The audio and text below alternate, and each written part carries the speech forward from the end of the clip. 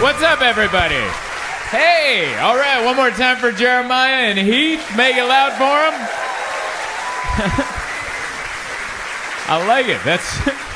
I was just looking at the two of them, and I'm like, those are some interesting looking openers. I like the two of them together. They're just such characters. I feel like I'm Steve from Blue's Clues, and I'm in between Mr. Pepper and Mrs. Salt, and I'm like, where's Blue taking us now? I like them. They're characters. They're on different levels.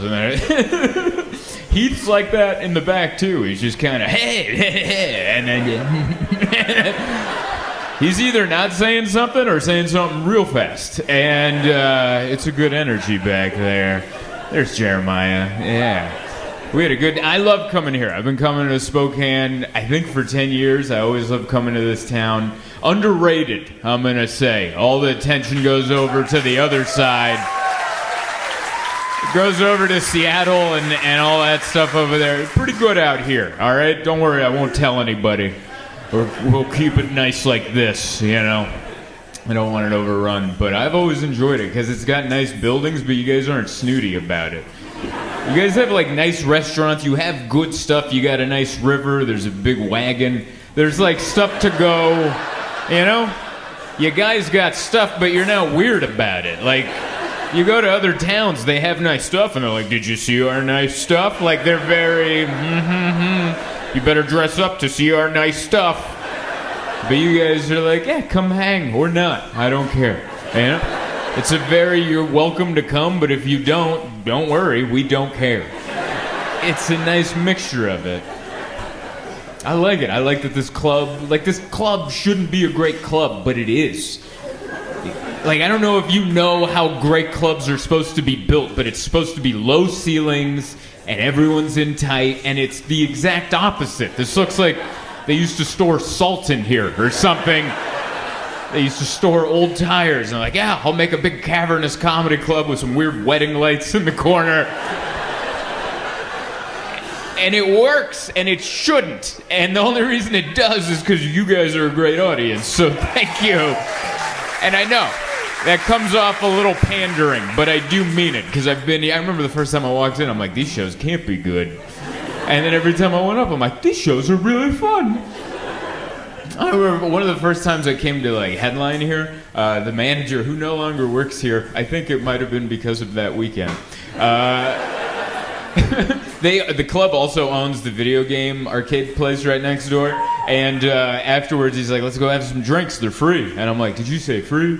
And so we're there drinking for a very long time, and then at like 2 in the morning he's like, oh, I forgot to tell you, you gotta be on the news tomorrow.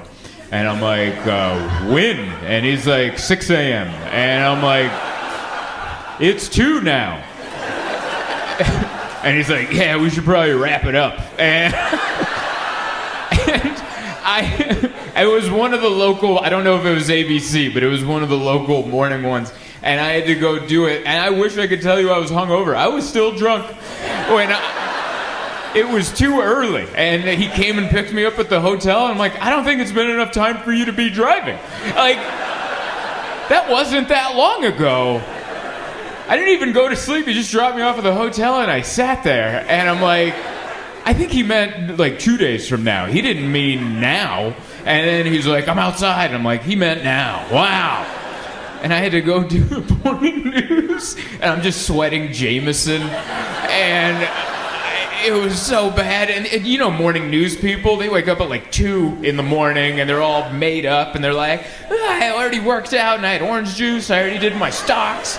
They just have the energy of like a preschool teacher, and I'm just coming in wearing my same clothes from the night before, flop sweat everywhere, just trying not to cuss because I'm still I got Jameson in the system, and I'm like, what? Hi. And I had to go on after just a classic morning news story. This happened, I'm going to say 2016-ish, somewhere around there. At that time, there was a rabid raccoon terrorizing the greater Spokane area. And so the news story before me, they're like, there's a rabid raccoon that had been breaking into people's homes. This is how good this raccoon was. It wasn't just messing with trash cans. It was getting in the house, messing things up, and then taking off. And they went so far as to do a police sketch of the raccoon. Not making any of that up. I remember being drunk going, I can't follow the raccoon. Dude, I can't. How the hell am I supposed to follow the rabid raccoon story? And then the drunk manager's like, I don't know, man. Good luck. And then he shoved me out there. And I don't know where that guy is, but I think he's doing good. I think he's doing better. But yeah, we had fun today. We went and played pickleball. Jeremiah and I went and played pickleball. That's fun. I don't know if you've ever played that. It's like it's right in between tennis and ping pong. It's like I don't want to play full on tennis. That's a lot of running around. But I also want to be able to turn on my Apple Watch.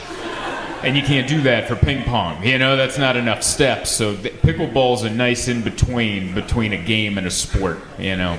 It's like if you added tackling to golf, you'd be like, all right, that's almost a sport now. Like that just went from game to sport now that you can tackle someone's blind side. Can you imagine that? Just teeing off? Just like, but you still have to be quiet. You're like, there's no... You can't yell. You gotta just silence. Plow someone right in the spine. Goofy visor goes flying. I'd watch golf then. Anyway, we went to go play pickleball. It was awesome. It was still pretty hard, quite honestly.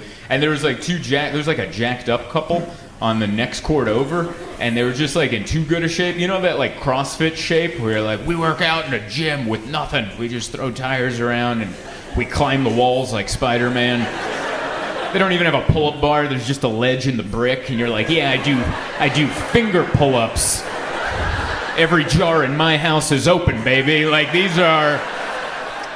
It was like and it was just me and Jeremiah, and we're playing, but we're like lobbing. We're having a friendly game, you know, and they're over there like there's a championship on the line.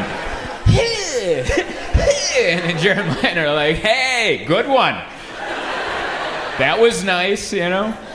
But that's how I like to play. I don't like to play sports with people that are too competitive, because I got another buddy, Dustin, and I played tennis with him once, and he's like competitive, you know? And I remember I thought we were just gonna lob it around, you know? And he just, first shot, he just rips it like over my head, and I'm like, whoa, why are you playing dirty, dude? Like, what? And he's like, what are you talking about playing dirty? I'm like, you know I'm not over there. Like, just hit it to me, dude. What are you making me run around for? I thought we were just slapping it around. What are we, in our 20s? Come on.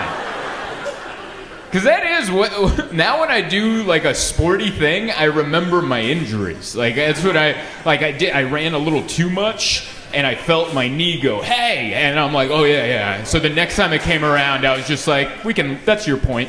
You know, like there's less like, and it's more like, ooh, yeah.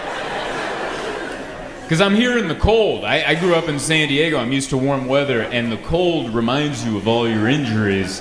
Like, I got off the plane yesterday. I don't know what the temperature was. It was cold. It was like in the 40s or the 30s. It was enough to where my breath was visible. And as soon as I got off the plane, my left knee was like, oh, you remember that? And I'm like, oh, and I just had a limp out of nowhere. It reminded me of an injury that I didn't remember getting. But yeah, we had a good time. Played pickleball. Then we got a burger over at Zips. Went to Zips. Went to Zips. It was a good burger. We went to the wrong location. You know which one I'm talking about. Jeremiah just put it in his phone, and I'm like, this is it? And he's like, yeah, it's supposed to be the best. And it looked like they didn't want us in there. Like when we walked in, it looked like we interrupted a meeting that had nothing to do about Zips, you know? And they're like, what do you want? And I'm like, cheeseburgers. And we ate the burgers. The burgers were delicious. And I'm like, let's get the hell out of this neighborhood.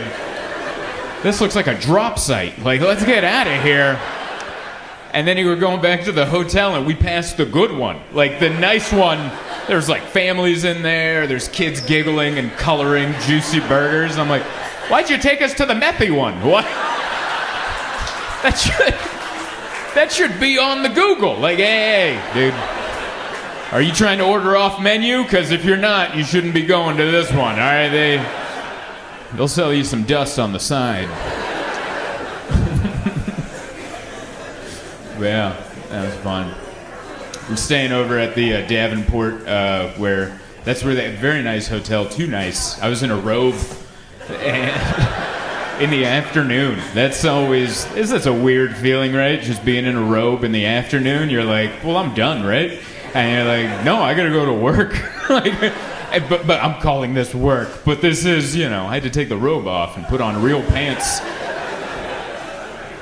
And it's just not a good look. Like, every time I wear a robe and I see my reflection in the mirror, I'm like, ugh. Like, it's not...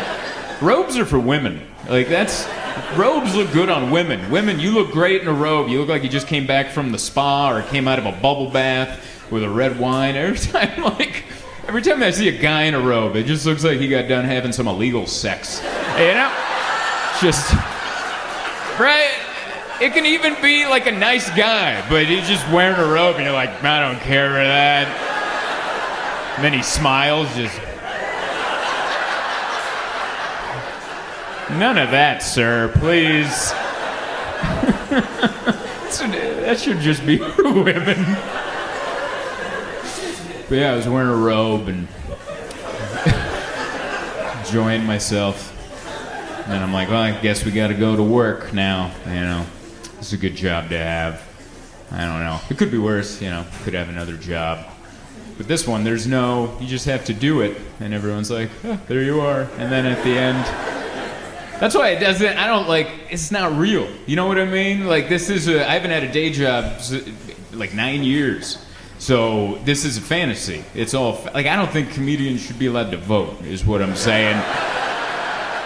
Because we don't live a regular life. I slept until 11, I played pickleball, we had the wrong cheeseburger, and then I wore a robe, and then I'm like, guess I better get to work. It's a fake life. It's not real.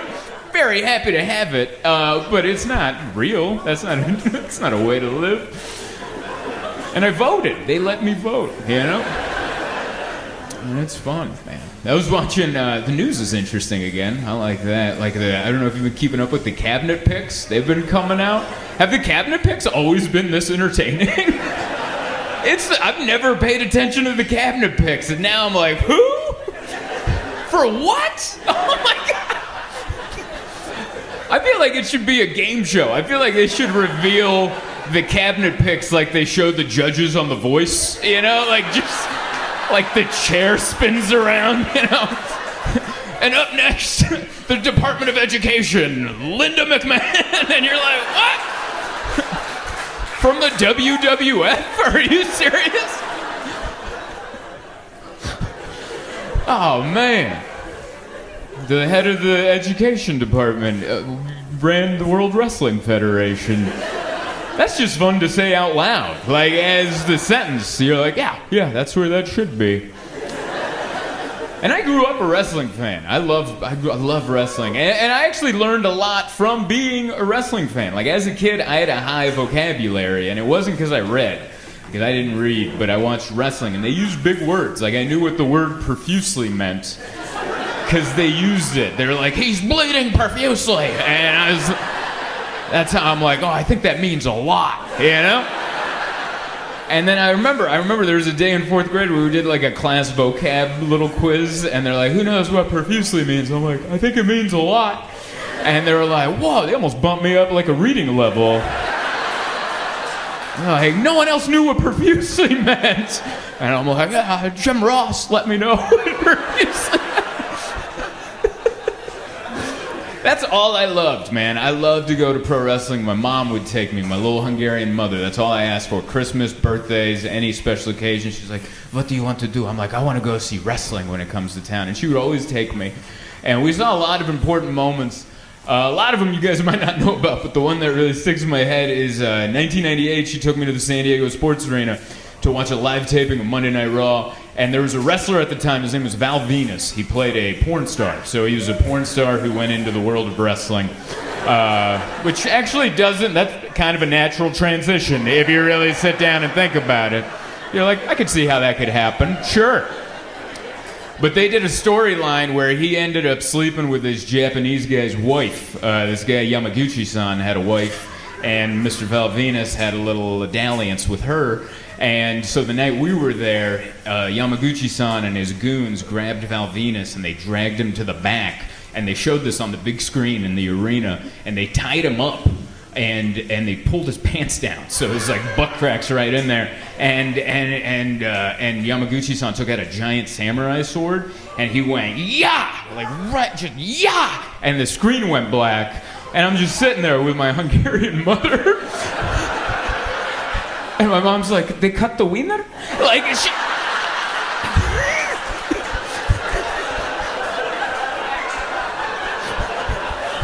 That's the head of the Department of Education. Like that. It was amazing. Like, what a weird moment to share with my mother, you know? Like, and to think about, like, go all the way back. Like, we were born in Hungary, and then we came over, and then my mom worked 2 jobs. She worked at a retirement home serving the elderly, and then part of the money she got for serving the elderly, she used to buy tickets so her and her son could watch a live castration. Like, that might be the best commercial for capitalism there ever could be. Just a Hungarian mom and her 10-year-old son, like, did they cut the wiener? I'm like, yes, Mom, I think they did. Kind of have like a father-son dynamic going on a little bit, because this is 13 years. It's quite the difference. Like when he was 9, I coached his youth soccer team, which was kind of weird. Because I wasn't trying to be a coach. I was just trying to drop him off for first day of practice. And they're like, well, you're in luck. We don't have enough coaches. And I was like, what? What does that have to do with me? It was very easy to become a coach. Like, I didn't like how easy it was. They're like, you're in. I'm like, you don't want to Google me? Like, make sure I'm not like a red dot on your laptop screen first? Like, no, here's a ball. There's some kids. Have fun at the park. And I'm like, wow. There should be more to this than that. And I told them, I'm like, I don't even know anything about soccer. And they're like, don't worry. Here's a little 20-page pamphlet. Everything you need to know about coaching youth soccer. You know what was not in the pamphlet? What to do in case one of the kids craps their pants. And it happened. And I'm flipping through the booklet like nothing, not even a suggestion. And I don't know what to do. I got a bunch of 9-year-olds jumping around going, Jeremy crapped his pants! And I'm over there like, I don't know, don't pass it to him. I don't know what to tell you. Take it easy on the high fives. I don't know what to tell you. We're gonna go hose him down. It's gonna be a team effort. This is gonna be nice. Let's all get together. That wasn't in the pamphlet. What'd you want me to do? I had to wing it. I wasn't a good coach. I didn't know any of the rules. All their games are on Saturday mornings at 7 a.m. I was like, really? These kids don't play in prime time ever? There's no Monday night soccer? Like, it's too early for me to coach. We actually had a good team. We went all the way to the championship game. We didn't win, but we got all the way there. It had nothing to do with my non-coaching. We had 2 Mexican kids that were unbelievable. They really were. My only job as a coach was to make sure the 8 other unathletic white kids got out of the way of Miguel and Jose. That was my only job. I was like, hey, do you guys want to win? All right, well, when you see these 2 coming down the middle, you part like the Red Sea, and you let them work their magic, okay? Those kids are playing for contracts, and you guys are playing because your parents don't want to watch you 2 days out of the week, so let's try to win something.